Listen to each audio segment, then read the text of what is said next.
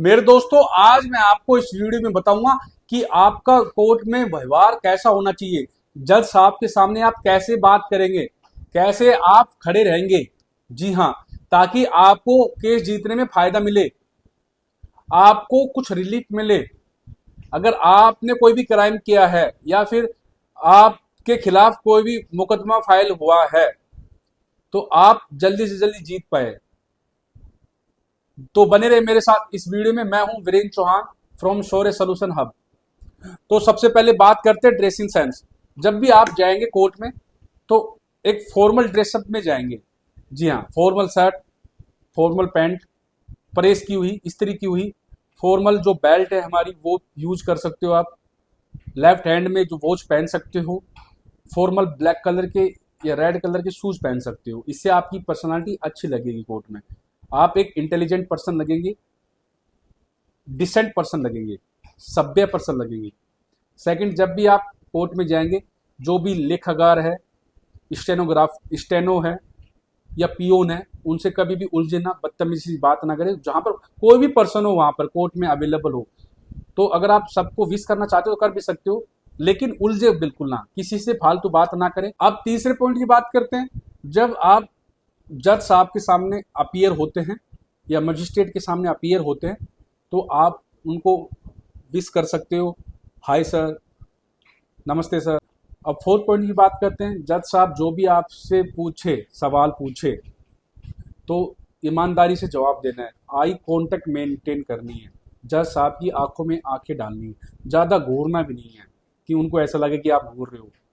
80% आप eye contact बनाएंगे, 80% आप आई कांटेक्ट बनाएंगे और 20% उनके जो सेंटर है ना, हमारी जो टू आईज के बीच में, उन पर आप देख सकते हो। दोस्तों, पॉइंट टू पॉइंट बात करनी है। जज साहब ने कोई भी सवाल पूछा आपसे तो पॉइंट टू पॉइंट जवाब देना है। ज्यादा खींचड़ी नहीं पकानी है, अंदर नहीं जाना है, गहराई में नहीं जाना है। आपकी बातों में आप खुद फंस जाओगे। अगर आपसे दिल्ली के बारे में पूछा जाए तो दिल्ली के बारे में ही बताओ, यूपी के बारे में मत बताओ, पंजाब के बारे में मत बताओ। मतलब पॉइंट टू पॉइंट बात करो। जो पूछा जाए पहले अच्छी तरह लिसन करो, ठीक है। अगर आप फिर भी समझ नहीं पा रहे हो क्या बोल रहे हैं जज साहब, तो आसपास के जो लोग खड़े हैं उनसे पूछ सकते हो। तो आप जज साहब को कह सकते हो, सॉरी सर, मैं समझ नहीं पाया, मेरी गलती थी, तो प्लीज आप रिपीट करेंगे।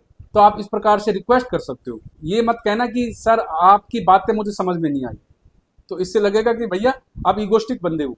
तो उसको ये, जज साहब को आप ये बोल सकते हो, सर सॉरी सर, मैं सुन नहीं पाया, मैं समझ नहीं पाया, प्लीज आप रिपीट कर दीजिए।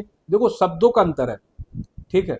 तो शब्दों का तालमेल आपको बैठाना जरूरी है। बड़ी शालीनता से बात करें, वहां पर चिल्लाए नहीं, गुस्सा ना करे। सामने वाली पार्टी कर रही तो करने दो, लेकिन आपको नहीं करना है। आपको शालीन स्वभाव रखना है। जज साहब के सामने एक अच्छी इमेज आपको बनानी है। जज साहब को यह लगना नहीं चाहिए कि आप केस को जानबूझकर नोइंगली डिले कर रहे हो। समझ रहे हो? जज साहब को ऐसा महसूस नहीं होना चाहिए। अगर कर भी रहे हो तो जज साहब को फील नहीं होना चाहिए। समझ रहे हो ना? यस, जेन्युइन लगने चाहिए आप। फैकू टाइप के पर्सन नहीं लगने चाहिए वहां कि हवाबाजी करके आ गई। जब आप कोर्ट में अपीयर हो रहे हो तो जज के सामने किसी की बुराई ना करें। समझ रहे हो? तो जज साहब को सब पता है भैया, वो जज साहब को सब पता है कौन कितने पानी में है, ठीक है। तो उनको बताने की कोशिश ना करें। पॉइंट टू पॉइंट बात करें, शालीनता से बात करें, कम बोले ज्यादा सुने।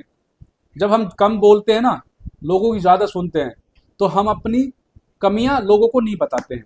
जब हम ज्यादा बोलते हैं ना, तो हम अपनी सारी कमियां लोगों को बता देते हैं और लोग हमारा फायदा उठा लेते हैं। तो इसलिए कम बोलना है, स्पीक लेस, लिसन मोर। समझ रहे हो? कम बोलना है, ज्यादा सुनना है। इससे आपकी डोमिनेटिव पर्सनालिटी लगेगी। जो पूछा जाए उतना ही बात करनी है, ज्यादा डीपली में नहीं बात करनी है, भसड़ नहीं करनी है, वहां खिचड़ी नहीं पकानी है। अगर जज साहब ने आपसे कोई भी सवाल पूछा है, आपको नहीं पता है, तो आप वेट कर सकते हैं, चुप रह सकते हैं। वो कह सकते हैं मुझे थोड़ा सोचने का टाइम दो, या आप मना कर सकते हैं, ठीक है।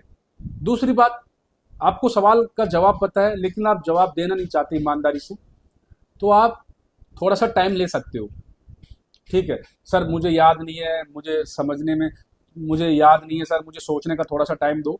तो उस प्रकार से आप मैनिपुलेट कर सकते हो, ठीक है। देखो, गवाही देना नहीं देना, स्टेटमेंट देना नहीं देना आप पर डिपेंड करता है आप कैसे स्टेटमेंट देते हो, ईमानदारी से देते हो या फिर बेईमान तरीके से देते हो, समझ रहे हो, वो आप पर डिपेंड करता है।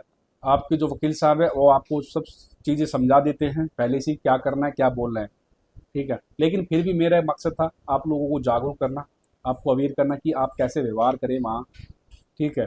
तो अच्छे से बन ठन कर जाए, आई कॉन्टैक्ट करें, पियोन से लेखाकार से हमें कभी उलझना नहीं है, ठीक है। उल्टा पड़ जाता है हम पर केस, जो ये लेखाकार होते हैं, पियोन होते हैं ना, ये जज से सीधा कॉन्टैक्ट होता है उनका, तो इनसे ज़्यादा उलझना मत।